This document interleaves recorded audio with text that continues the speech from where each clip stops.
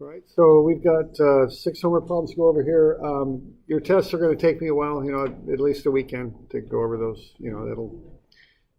I've got a few things actually on the list I have to do before them, so just FYI, okay? So let's have a look at this homework. Like I say, there's 6 of them, I believe.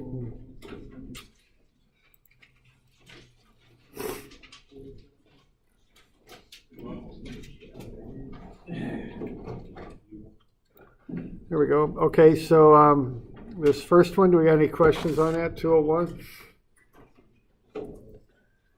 And what's going on here, we're kind of shifting gears. We went through the kinematics and then the F equals ma stuff that was on the test. This stuff is work energy, so it's a different analysis approach. What do we got?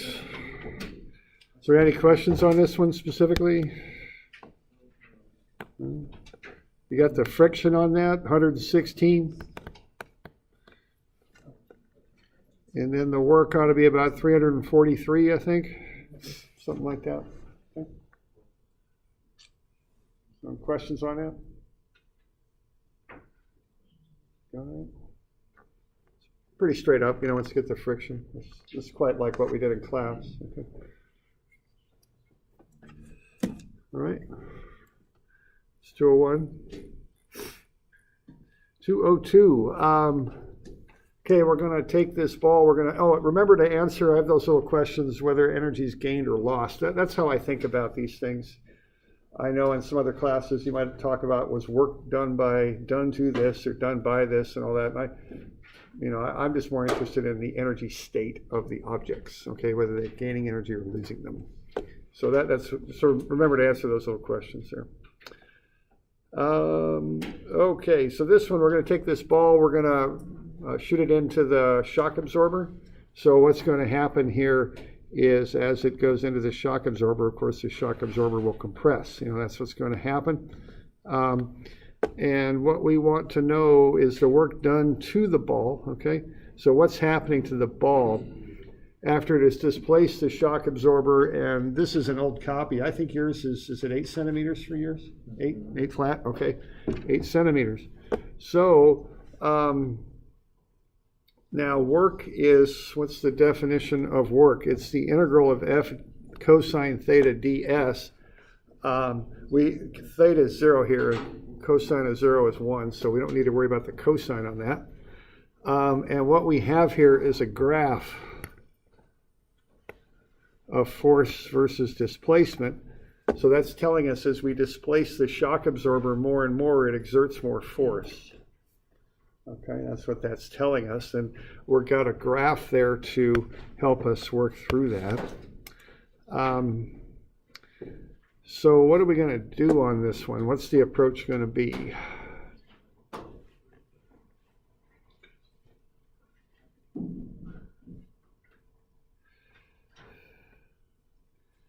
We do need to integrate. Yes, you need to integrate, right. And the reason is that the force varies. It's not a constant force. If you have a constant force like you do on that one, you can just go force times distance, but you don't. The force varies. Now, what is an integral? What do you do when you integrate? What are you doing? Yeah, it's the area under a curve, which is when to express you're adding stuff up. Really, an integral is really adding stuff up, cutting it up into pieces and adding up the pieces. That's what an integral is. Now, it just so happens that if you have a function, you can do an antiderivative of the function, and that will add the stuff up, right? That's just how that happens to work out. But yeah, I can think of an integral as breaking something into pieces, adding it up, and if you have it in a nice curve like that, you find the area under the curve. Now, how might you find the area under the curve if the word is estimate? You might just count some squares, right? You do what you got to do. Now, in school, you got nice functions, right? Y equals 3x to the 7th or something like that. How about in work? Are you going to have those nice, clean functions like you got in textbooks? Probably not, okay? You're probably not going to have those things, okay?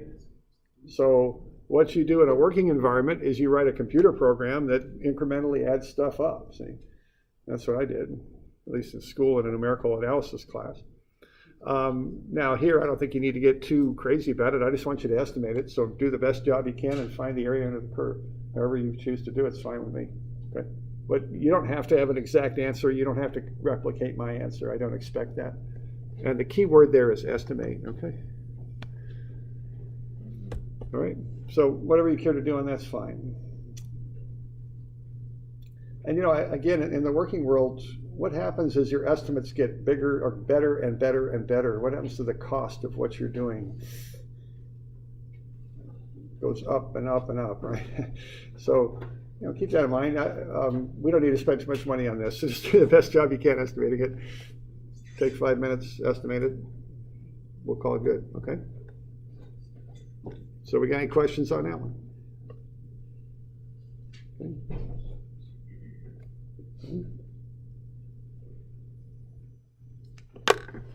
Okay. The next one. Now this is an example here, a little bit like that handout problem that I gave you that incidentally is not due until Friday, that handout that I gave you on the pumping the water into the tank. So that one is not due until Friday. But this one is similar to that in some respects. And what's going on here, you know, one thing you will do when you're working is you don't need a copy of that thing that I handed out. It was pumping water into a conical tank. It's all a while back. Just thinking about it, I got it in my hand. I'll have it in my hand when you really need it. I'll take it. That would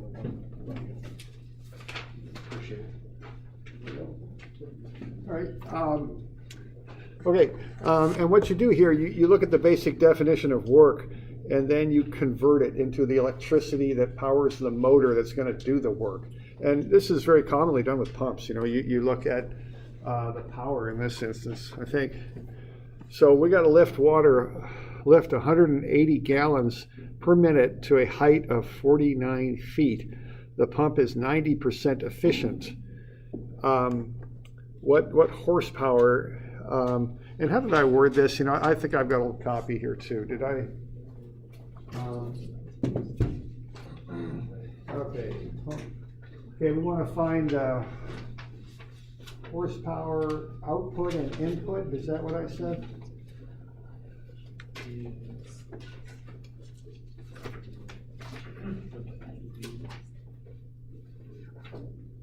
Okay, find the horsepower output by the pump and the kilowatt of power input to the pump. Okay, that's how that's worded right now.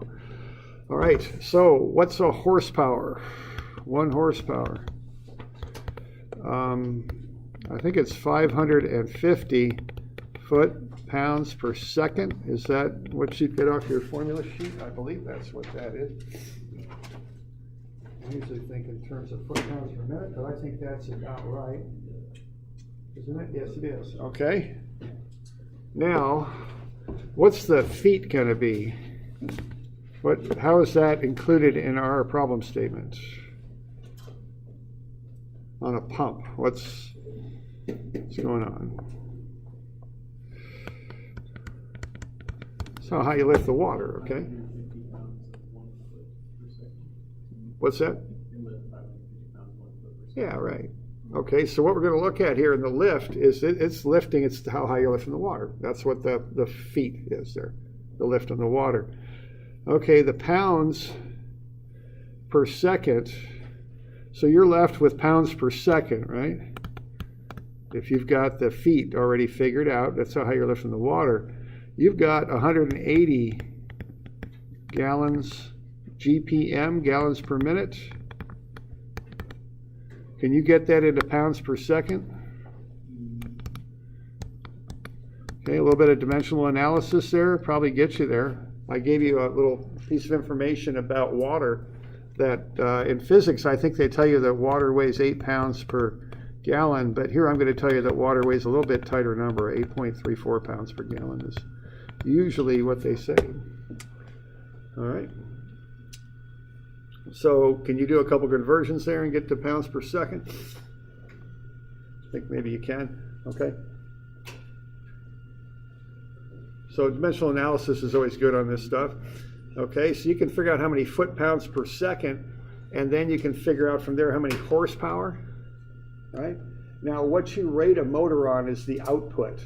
If you get a 5-horse motor, that means it puts out 5 horsepower. Now, of course, the motor is not completely efficient. It's got inefficiencies in it as it turns and all that. There's things that happen, friction that occurs. So what you would then do is look at the efficiency. And in this case, we're looking at the pump. The pump is quite efficient, 90% efficient. So then we're going to look at dividing the efficiency out, right? Because the input is always higher than the output of a machine. So remember, you want a higher input than your output, and then you're going to want to convert that to kilowatt hours, or kilowatts, right? Kilowatts. So I think we've got that 1 horsepower, and this is on your formula sheet too, I believe. I believe it's 0.746 kilowatts. All right. I think. Yeah. So we doing all right with that? Questions on that?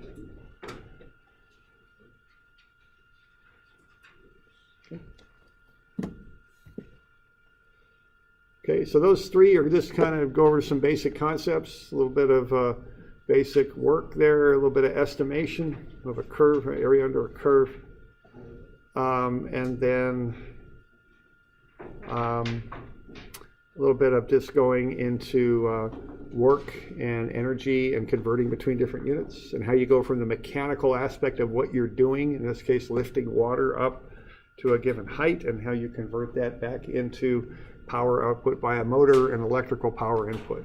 Okay. Now the other thing I want to mention on this one here is, be a little careful, we're looking at 8 centimeter displacement, right?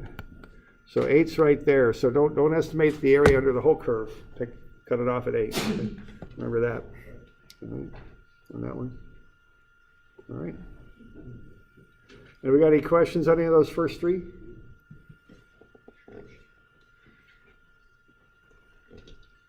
Okay. Next one. All right, the next one there. This is a work energy problem, a little bit more involved of a problem. So kind of like, I was telling you on those spiral motion using polar coordinates, I was telling you to build a table. Same thing with work energy. When I see work energy, I build a table.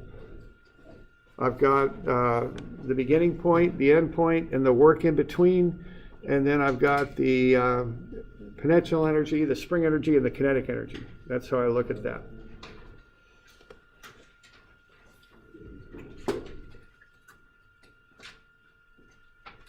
All right, so what you want to do on this thing is just kind of work through a table, is what I would suggest. You're going to want to find the friction on that. We've got a 3 kilogram block. We've got the speed as a meter per second. Let's find the velocity of the block at point B. The kinetic friction there is 0.2. And then I'd use point B as your datum where you measure from. All right, so what you're going to want to do is figure out those 3 things for that block. So you're going to want to figure out at the starting position how high it is. And then, let's see, I'm a little low on where I've got that reference line there. So you're going to want to get that height. You're going to want to get the weight. Now be a little careful. The mass is 3 kilograms. So you want to get the weight, which is 29 point something or another, 29.43.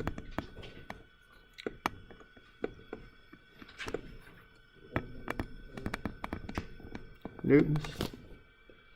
All right.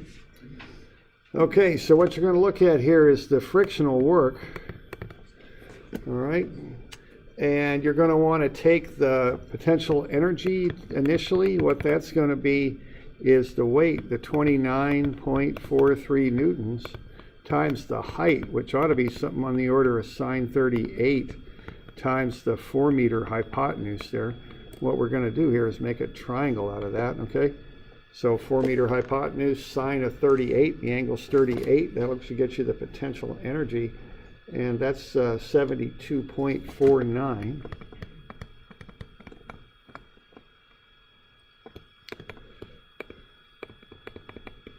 I don't see anything that looks like a spring, so that's 0. And then the kinetic energy at A is going to be what? 1/2 times 3 kilograms times the velocity, which happens to be 1 meter per second squared. So that's going to come out to be 1.5. And the units on all of these are Newton meters. Okay. So that's the initial condition.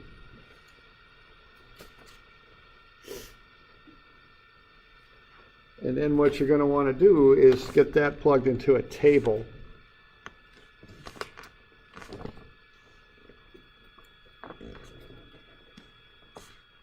Okay. All right, so I just get a table set up, and I got 72.49. I got no springs, and I got 1.5 for kinetic, so I got 73.99. Now, this is due to friction.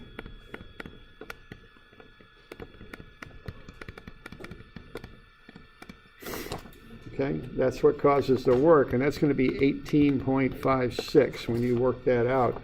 So the total energy you're going to have left over is 55.43. So what you'll then do is fill in this side of the table, and then you're going to set 1/2 mv squared equal to whatever you get there, which is going to be pretty easy. And then you're going to solve for V and get to 6.08 meters per second. So that's the drill on that one.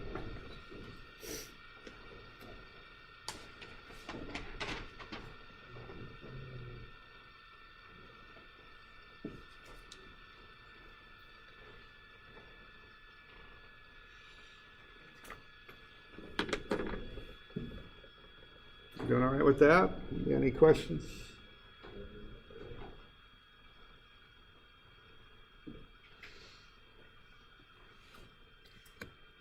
All right.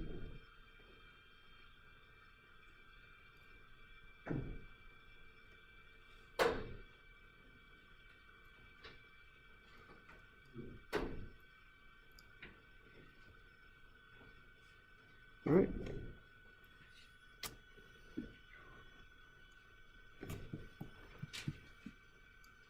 All right, now the next one there, we're going to shoot a ball on a string there, and it's going to swing up.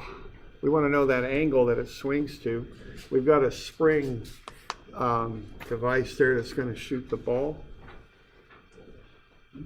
All right, that's kind of like, I don't know if they still got pinball machines in reality or not, but actual pinball machines have a little spring plunger that shot the ball. All right, and then this thing's going to swing up. We've got the uncompressed length of the spring, and K is 60 newtons per meter. The motion of the spring is stopped in the position shown. So the spring will be pulled back as shown, and then when it extends all the way, when the ball starts to move out away, and start to swing up, when the spring's kind of done its job, so to speak, what's going to happen is the spring is going to stop at that little stopper right there, okay? That's what's going to happen. So that spring is not going to extend to its full length, okay? It's not going to be allowed to do that. So you're going to have spring energy still when the ball has swung up to B. There will still be energy in the spring. So you need to account for that, okay? All right. I'm thinking I'd put datum down here. I always like to put the datum down at a low point. I don't really like negative potential energy, but and that's normally how people do it. But you don't have to do it that way. But that's how I would do it. I put datum down low. All right. So what do I got going on here? I've got the mass of the weight is 0.28 kilograms. So the weight then is gravity times that, it's 2.75 newtons. So always remember to draw that distinction between mass and weight. We've got spring energy is 1/2 ks squared, 1/2 times k. K is 60 newtons per meter. Now the important thing here is at the initial position the spring's 0.18 meters long. The uncompressed length of the spring is 0.42 meters. So I want to take that difference, okay? Take the difference between the two. That's how you find the compression in the spring, and then you square it. So remember, don't use the length of the spring, use the amount of compression or stretch in the spring. And when you do that, you ought to be able to come up with the spring energy, which is 1.73. All right.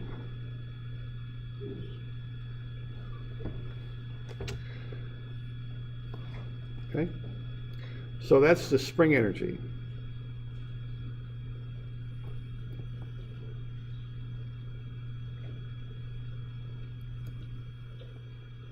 So no potential, no kinetic to begin with, and the spring energy is 1.73.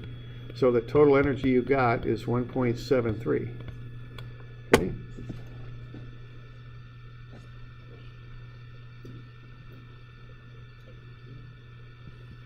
We good with that?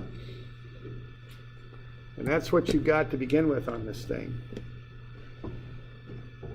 Now what's going to happen here is that ball, once it gets shot out, it's going to start to swing. And the free body diagram of that thing is going to look like that and like that. That's basically the free body diagram. You'd have some accelerations in there, but they don't affect work directly, so why don't we just leave those out. We'd have probably a normal acceleration going on there. Okay, and a tangential and all that, but let's not get into that too much. Let's just look at the force diagram for the weight there. Now what's happening here is the weight has a velocity, right? It's doing that. But the key fact, okay, is that's a 90-degree angle, right? Between the force, the tension in the string, and the velocity. And the reason I'm bringing this up is that it's something that especially you mechanical types want to kind of understand and be able to replicate or whatever. Remember that what work is the integral, which means to add up the force times the cosine of theta. Now what theta is the angle between the force and the distance, and then ds. Now we obviously don't have a distance there that's too easily figured out. It's an arc distance, but the instantaneous distance is based on the direction of the velocity. At any instant, the weight is moving in the direction of the velocity. You all okay with that idea there? So what's going on here is you're going to have cosine 90. That's always the relationship between the tension of the cable, which could cause work, and the velocity. Okay. So what happens here is that's going to zero out, all right? And that's one of those things that's kind of a funny one, and I remember learning that, and it took a little while to stick, but the idea there is if something's moving in a circular path, the force that causes it to move in a circle, which you always have to have, right? Whenever you move in a circle, there has to be something that pushes or pulls the object in towards the center of the circle. There has to be a rope, or there's got to be gravity of the sun on the earth, or there's got to be something going on that makes that thing go in a circle. And whatever that something is doesn't do work, because that force exerted to make the object travel in the circle is always normal to the velocity. And the velocity represents the instantaneous distance as it's kind of working its way around, okay? So that tension isn't going to do any work. Okay. Nor will the weight, because the weight we count under potential energy, so we don't count weight for work and how we do things here, okay? So we okay with all that? That little spiel? And you remember that this little factor about circular motion? Okay. Because in mechanical types, they're going to have dynamics 2 next year, just so you know, junior year class. Okay. Okay, so we have no work. So that gets us to there. And now we want to know how high that thing goes. All right, now, as far as how high it goes, that's obviously potential energy. So what you want to do here is solve that. That's really what you want to solve, is potential energy. Now, if it's at its maximum height, that's a a common relationship there where the kinetic energy zeroes out, right? And I even put that on there. Okay. So there's no kinetic energy. Now there is spring energy. You gotta figure out what that is, because see, that spring isn't free just to expand to its full length. It gets stopped. And I think I even put a handwritten note in there to that effect on your problem statement. So just be aware of that, okay? So there is spring energy. You got to put something in there. And then you're just going to work your way back to potential, all right? So we doing all right with this stuff so far? Any questions on that?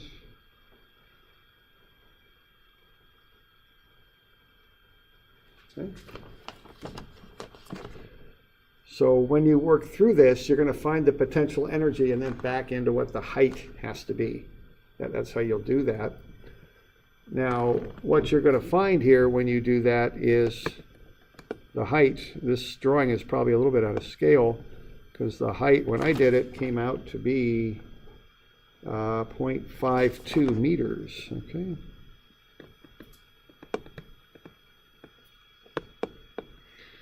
And it's always so hard to write with this thing in a corner like that, but there we go, 0.52 meters. So that's going to be the height. That's what you should get if you get the proper height. If you take it out to more significant figures, it's 0.5198, I think. So what that means, if that's 0.52 and that's 0.82, that means from here down is 0.3, right?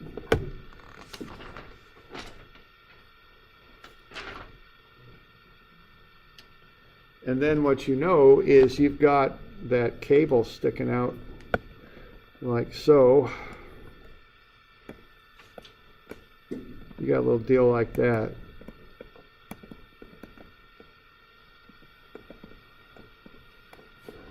And what you want to do is find that angle in there, and I think you ought to be able to do that. Okay. Because you know the length of the cable is 0.82.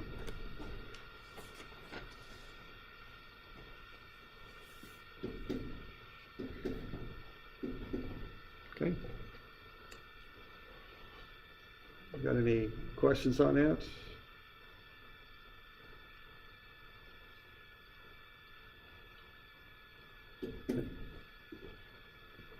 We can count the spring's initial energy by taking it 1/2 times 60 times 0.42 squared. Would that be like the initial energy going in before? Let's see, 1/2. Or no, it starts it starts with the 1.728, and then ends at. Yeah, the spring energy there, you've got. It's not fully compressed, right? Yeah, the spring energy is 0.42 minus 0.18. That's the amount of compression in the spring. Right, in the beginning. Yes. Okay. And so that's whatever that is. That's And then it goes at 0.24. 0.14 meters. And so Well, then this.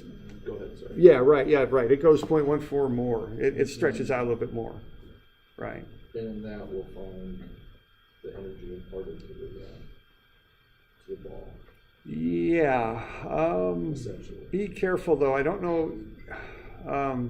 I think it's best to calculate spring energy before and after. Yeah. You know what I mean? And subtract to get the difference, so to Right. speak. Yeah. Okay. So be a little careful, because those squares act a little funny when you're dealing with differences on numbers. So, yeah. Okay. All right. We got other questions?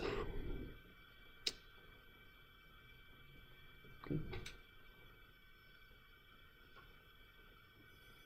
Okay. So you're going to back into the height by way of the potential energy on the backside at B, and then you're going to, from there, figure out the angle. Okay. All right. Now, one thing I'd point out about this is if you tried to do this thing with F equals ma, that would really be difficult, all right? Because with F equals ma, you have to account for that changing tension force. You've got to account for the acceleration. You've got all this stuff going on. This would be very difficult to solve using F equals ma. So work energy is the method to use for something like this. And you want to start to be thinking about that a little bit. You know, what method do I use with what kind of problem? What's the easiest way to get to the answer? And there are some definite clues on this. One is the changing height of the ball. So I've got a change in elevation. I've got a spring, and I've got that whole circular motion thing going on. This really much, you know, I wouldn't even want to start this thing using just F equals ma. It would be very difficult. Okay, so just keep that in mind. Okay? That this is definitely a work energy problem. All right. This one is too. Again, you've got a collar there on a shaft. Slides down the shaft, so this is in the vertical plane. And what we're going to want to do is know what the velocity of the collar is at C. All right, so you're going to want to know when the collar's down here,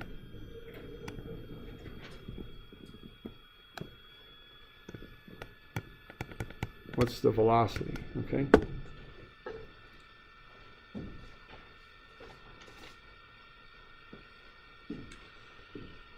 Okay, and again, this is work energy. And when I see springs and changing elevations, I generally start thinking about work energy. So when I've got that there, what I'm going to want to look at is I'm declaring a datum, and I'll probably call that down at the bottom. That'd be the normal place to put it. And then I'm going to have some spring energy that I have to deal with here. I'm going to have it at A and at B both. So I'm going to have to get the spring energy twice. The work I'm going to get from the friction is given as an average force of friction. So the work would be the average force of friction times that distance. Okay, so that's how you'd get the work. It would be to multiply those things together. And all right, so that's kind of the things I'd be thinking about here. Now, again, on this one, what you've got on this one is another example of why work energy is a very convenient way to analyze things. All right, it's very convenient for this reason.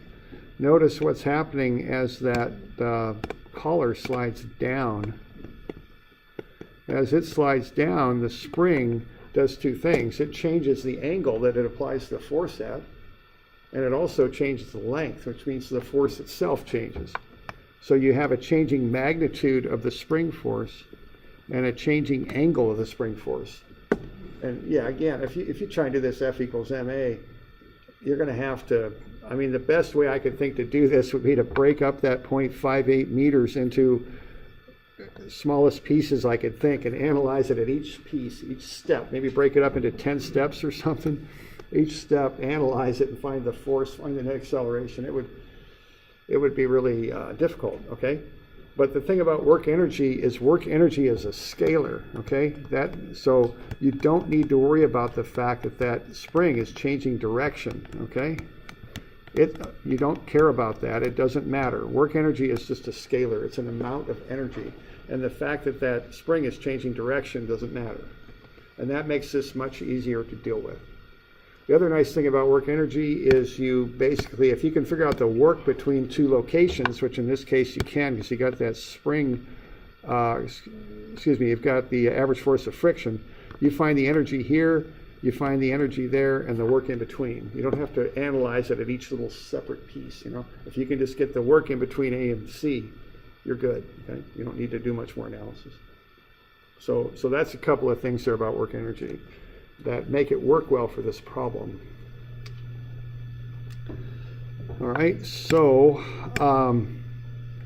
what you've got there then is you've got the potential energy. You're going to want the weight. You know, you want to do the usual stuff here to get the basic information. You want the weight. Oh, I don't know what happened there, but it got a little interesting.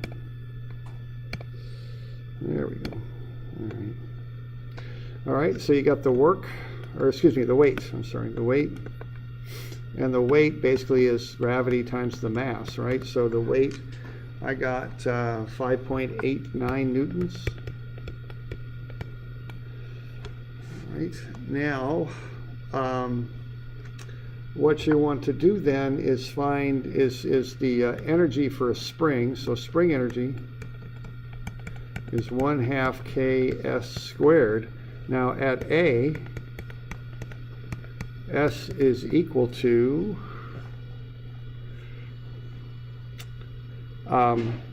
that length, which is 0.84 meters, right? But that's the length of the spring to start with, or at that beginning position, but the unstretched length of that spring is 0.65 meters, okay? So if you just put that spring, take it off that assembly and lay it on the table, it's going to be 0.65 meters long. So all that spring has in it right now is 0.19 meters of stretch. That's it, okay? So remember, don't use the length of the spring, use the displacement of the spring, how much it's stretched in this case. So what you then do would be to come up with that spring energy, which will be 1/2 times K, which is the spring constant, and that is, whatever the heck it is, it's 40 newtons per meter. And then you multiply that by the 0.19 meters squared, okay?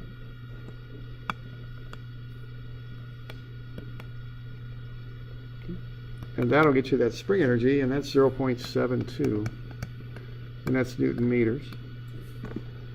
Okay, it starts from rest, so there's no kinetic initially. So that's just some of the preliminary work you might do. So we got the weight, which is mass times gravity.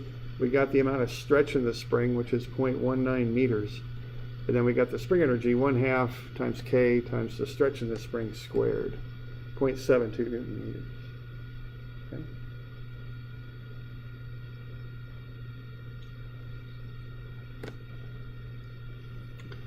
So, okay, we got the potential energy, that's 3.41. Got the spring energy, 0.72. It's not moving, so we got no kinetic. And so then we get 4.13, I guess, near enough. All right, and then we're going to take the work away, and then we're going to end up with the total energy that's left over.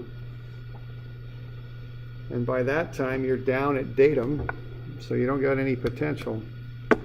And you're going to go 1/2 ks squared here. Now, how are you going to get the length of the spring? Let's see. 0.58 squared. Yeah, you got it. It's a hypotenuse over right triangle. So you got to do the theorem of Pythagoras, back into your spring energy, and then find your kinetic. Your kinetic ought to be. I'm sorry now.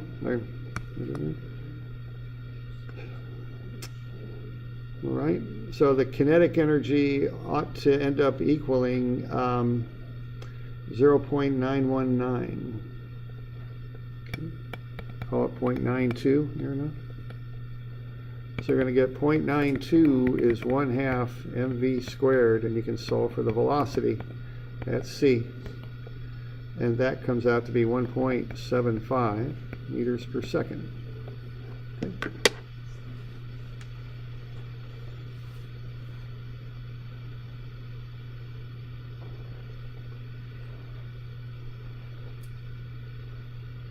So we doing all right with that one?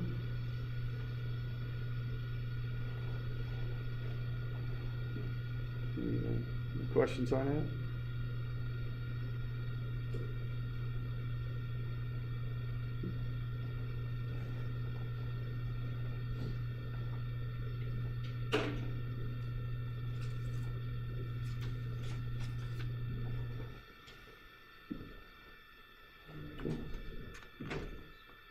All right, so that's a run through that stuff. That's due tomorrow. We'll probably call it good, I think, if you don't have any questions. All right.